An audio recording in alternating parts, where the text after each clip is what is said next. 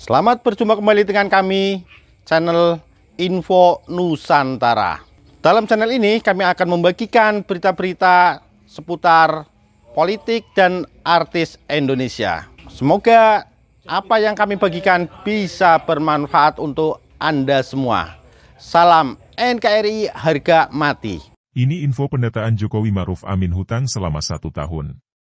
Liputan6.com, Jakarta, Ekonom Institute for Development of Economics and Finance, INDEF, Bima Yudhistira menyoroti beberapa masalah di bidang ekonomi selama 1 tahun Presiden Joko Widodo, Jokowi, dan Wakil Presiden Ma'ruf Amin menjabat.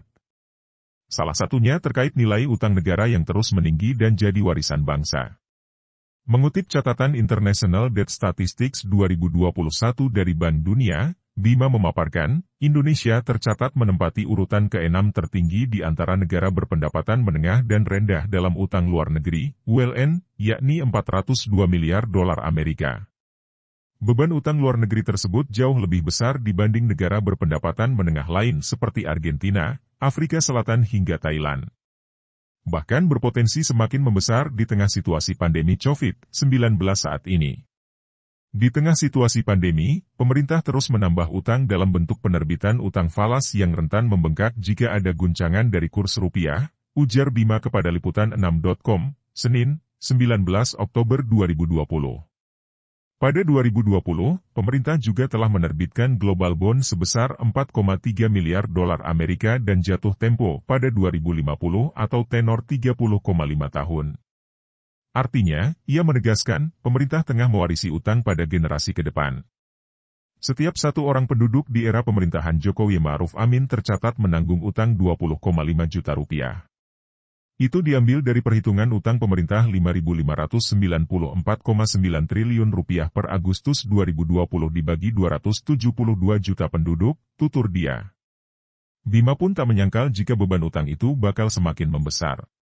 Pasalnya, pertumbuhan ekonomi nasional alami penurunan hingga menyentuh level 5,32% di kuartal 2 2020 akibat terlambatnya penanganan COVID-19 yang dilakukan. Kenyataan ini berbanding terbalik dengan Cina yang merupakan negara asal pandemi.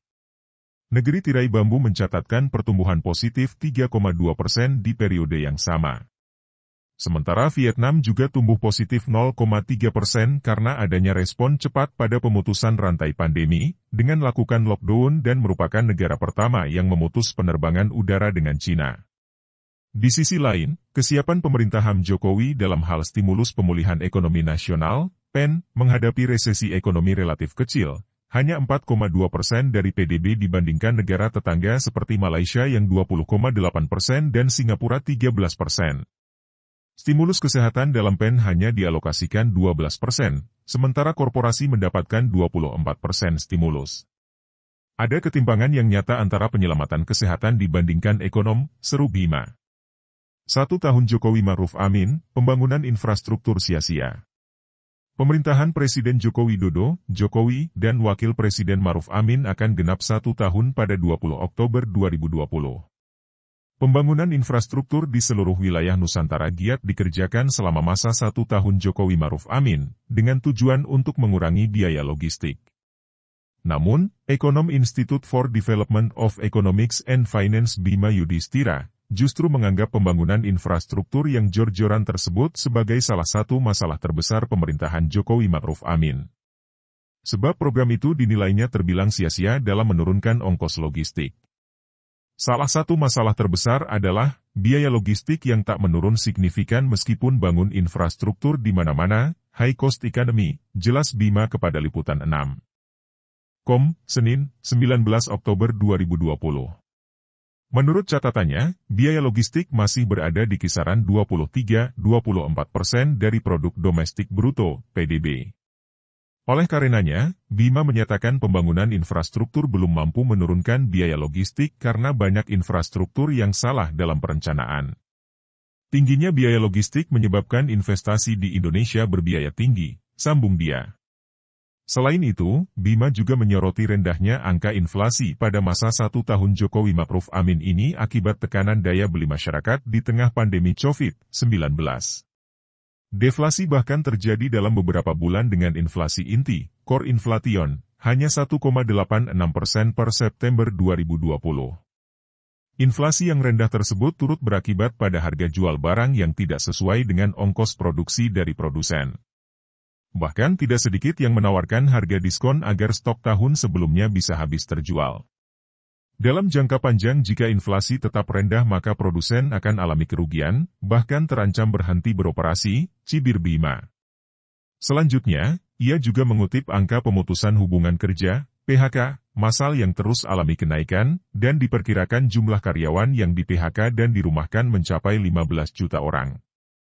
Hasil survei ADB, Asian Development Bank, pun menunjukkan UMKM di Indonesia terus lakukan pengurangan karyawan setiap bulannya. Situasi di tahun 2020 sangat berbeda dari krisis 1998 dan 2008, di mana PHK di sektor formal dapat ditampung di sektor informal, UMKM. Saat ini 90% UMKM membutuhkan bantuan finansial untuk memulai usahanya kembali, terangnya. Hal tersebut potensi berakibat pada laju kemiskinan yang terus bertambah. Bima mengatakan, angka kemiskinan diperkirakan mencapai lebih dari Desember 15% akibat jumlah orang miskin baru yang meningkat saat pandemi COVID-19 di saat peringatan 1 tahun Jokowi Ma'ruf Amin. Data Bank Dunia mencatat terdapat 115 juta kelas menengah rentan miskin yang dapat turun kelas akibat bencana termasuk pandemi COVID-19, ujar Bima. Utang Indonesia terbesar ke-6 di dunia, Sri Mulyani pasang badan. Menteri Keuangan Sri Mulyani Indrawati kembali angkat suara mengenai kenaikan utang Indonesia. Ia menjelaskan, kenaikan utang tersebut merupakan tren yang sedang terjadi secara global di tengah pandemi COVID-19. Semua negara terjadi kenaikan, kata Sri Mulyani dalam APBN kita, Senin, 19 Oktober 2020. Menkeu menjelaskan, sejumlah negara termasuk Indonesia harus melakukan pelebaran defisit anggarannya untuk memitigasi dampak COVID-19. Menurutnya, defisit tidak hanya diperlebar di tahun ini saja tapi masih berlanjut di tahun depan, sehingga berdampak juga pada rasio utang. Sebagai informasi, pada tahun ini, pemerintah menetapkan defisit anggaran 6,34% dan tahun depan 5,7%. Indonesia dengan defisit yang 6,3%, tingkat utang kita di 38,5 proyeksinya untuk tahun ini. Tahun depan defisit anggaran kita di 5,7%, kata Menkeu. Dengan demikian, maka rasio utang terhadap produk domestik bruto, PDB, juga meningkat tajam. Jika sebelumnya rasio utang RI selalu dijaga di batas 30%, pada tahun ini diramal akan mencapai 38,5%. Bahkan, untuk tahun depan rasio utang akan lebih tinggi hingga 41,8%. Sebagai contoh, Menkeu menyebutkan sejumlah negara yang juga melakukan pelebaran defisit. Seperti Amerika Serikat, AS, yang bahkan defisitnya pada kuartal 2, 18,7% dan tahun depan masih 8,7%, yang artinya rasio utangnya juga naik melebihi 100% yakni 131,2% dan di 2021 133,6%. Negara lain yang rasio utangnya juga melebihi 100% adalah Jepang yang diproyeksi capai 266,2% dari PDB di tahun ini dan naik 28,2% menjadi 264% di 2021. Selanjutnya Italia rasio utang tahun ini diramal 161,8% dan tahun depan jadi 158,3%. Begitu juga dengan Kanada rasio utang tahun ini diproyeksi 114,6% dan tahun depan 115%, Perancis tahun ini 118,7% dan tahun depan 118,6%. Kemudian Inggris 108% menjadi 111,5% di tahun depan. Jadi kalau kita lihat semua negara terjadi kenaikan sangat tinggi utangnya, bahkan Jerman yang paling hati-hati defisitnya meningkat besar, tegasnya.